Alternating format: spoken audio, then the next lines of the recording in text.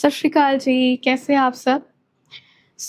आज का व्लॉग मैं शाम को शुरू कर रही हूँ बिकॉज़ आपने टाइटल से पढ़ ही लिया होगा कि मैं आज अपना इवनिंग जो स्टडी रूटीन है वो आप सबके साथ शेयर करूँगी।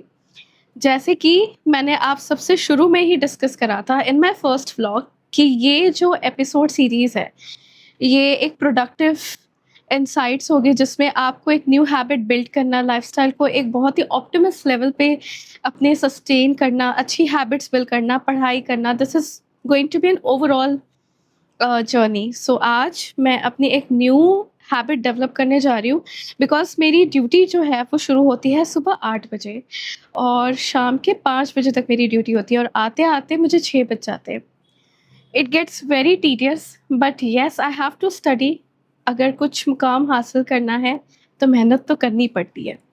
सो I have decided to share my journey with all of you all and I will show you आज मैं क्या चैप्टर पढ़ूंगी, हाउ आई मेक नोट्स और मैं कैसे अपने आप को डेडिकेटेड रखूंगी। आज आधे घंटे का टाइम फ्रेम रखेंगे, धीरे धीरे करके मैं अपने इवनिंग व्लॉग्स आप सबके साथ शूट करूंगी और मैं आपको बताती रहूँगी कि मैंने कैसे अपने जो स्टडी रूटीन है उसको इम्प्रूव करा है। थोड़ा आधा घंटा, फिर थोड़ा-थोड़ा करके 45 मिनट्स, फिर 1 आवर, धीरे-धीरे वन बाय वन एक-एक स्टेप लेके मैं अपनी एक स्टडी रूटीन, स्टडी जर्नी को बिल्ड करूँगी जो आप सबके साथ शेयर करूँगी।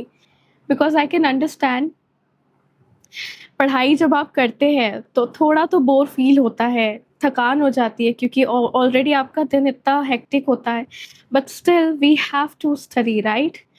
नॉलेज एक ऐसी चीज़ है जो आपसे कोई नहीं छीन सकता और अगर आपके पास नॉलेज है, ज्ञान की शक्ति है, तो आप दुनिया में कुछ भी कर सकते हैं। इंसान कुछ भी कर सकता है क्योंकि इस दुनिया में हर एक चीज़ रिप्लेसेबल है। आप, आपका घर, आपकी कामयाबी, आपका जो ओहदा है, हर एक चीज़ रिप्लेसेबल है।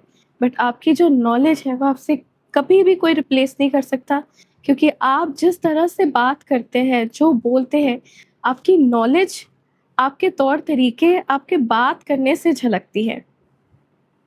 So I am just going to share what I am going to study and we will proceed accordingly.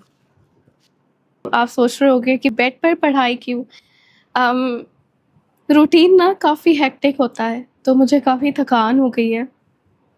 Plus metro में ट्रैवल करना, चलना इतना सारा और हॉस्पिटल में ना हमारे राउंड्स काफ़ी फ्रीक्वेंट और ऑफ़न होते हैं बिकॉज़ डिस्चार्ज हमारा आफ्टरनून टाइम पे होता है। तो आफ्टरनून के टाइम पे मुझे सारे फ्लोर्स पे राउंड लेने रहते हैं, सारे पेशेंट को डिस्चार्ज डाइट प्लान सबमिट करना रहता है, उन्हें काउंसल करना रहता है, then again OPD, then taking rounds multiple times, तो थोड़ी थकान हो जाती है।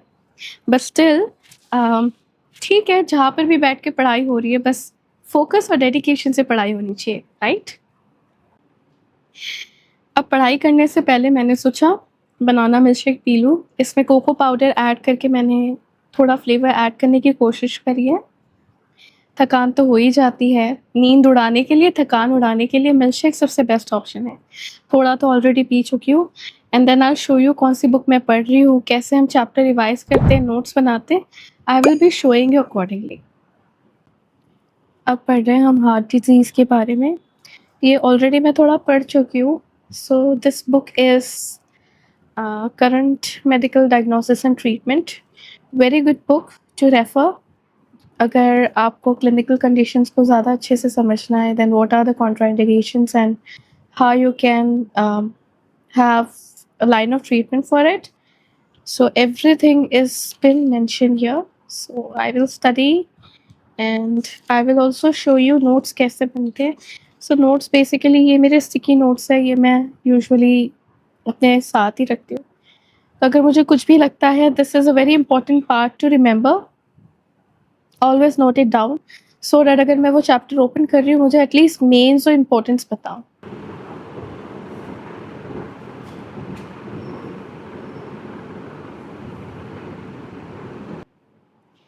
बुक्स के बारे में तो ठीक है, हम पढ़ते हैं, हमें पता चलता है, थ्योरेटिकल नॉलेज हमें मिलती है which is very important, I agree to it. But मैंने प्रैक्टिकल एक्सपीरियंस में देखा है जिस किसी को भी हाइपरटेंशन है, वो इंसान बहुत ज़्यादा सस्पेक्टेड होता है when it comes to cardiovascular disorders and any kind of chronic heart disease. So it is very important, blood pressure को आप हल्के में नहीं लें, इर्रेस्पेक्टिवली आपका एज फैक्टर जो भी है।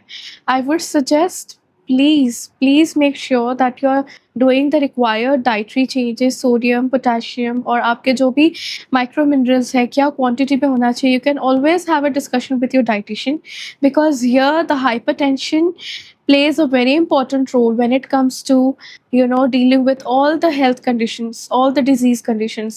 ये जो रूट कॉज होता है, ये जो मेटाबॉलिक डिसऑर्डर डिसीजेस होती है, फॉर एग्जांपल आपकी डायबिटीज़ हो गई, आपका हाइपरटेंशन हो गया, थायराइड हो गया। So all this things sounds very normal to us, but ये जो सारी बीमारी है ये जड़ होती है बड़ी बीमारी की। सो एक प्रॉपर डाइट फॉलो करना, प्रॉपर अपनी लाइफ को मॉडिफाई करना, consulting your dietitian and doctor is very important when ever you feel that your blood pressure is high और लो। सो आज का जो व्लॉग है मैं यहीं पर एंड करूँगी। मैं टाइम बता देती हूँ। मैंने 6 बजे पढ़ाई करना शुरू किया था और अभी बज रहे हैं 7। सो येस, बीच में तो मैंने थोड़ा ब्रेक लिया था जो मैंने ऑब्वियसली कवर नहीं किया है। हाफ चैप्टर कवर हुआ है, पूरा चैप्टर पढ़ नहीं पाई हूँ क्योंकि 1 घंटे में मैंने थोड़ा-सा ब्रेक लिया था, sorry. So yes, this is my productive evening where I'm trying to study. And yes, अगर आपको एजुकेशनल व्लॉग्स चाहिए, डू लेट मी नो। मैं आपके साथ एक प्रॉपर हेल्थ कंडीशन डिस्कस करूँगी, जो बहुत ही डिटेल में होगा। उसकी सारी चीज़ें मैं आपसे डिस्कस करूँगी सो दैट हम सबको अवेयरनेस होगी कि okay, even this could be the possible factor. So my main agenda is to create an awareness, to create an evolution in this health industry, कि हम सभी को नॉलेज होनी चाहिए कि क्या चीज़ें बहुत ज़्यादा हार्मफुल हो सकती है, क्या चीज़ें हमें करनी चाहिए लाइफ में, what are all this disease conditions all about. So thank you so much for joining in and I hope आपको मेरा इवनिंग स्टडी रूटीन ब्लॉग पसंद आया होगा।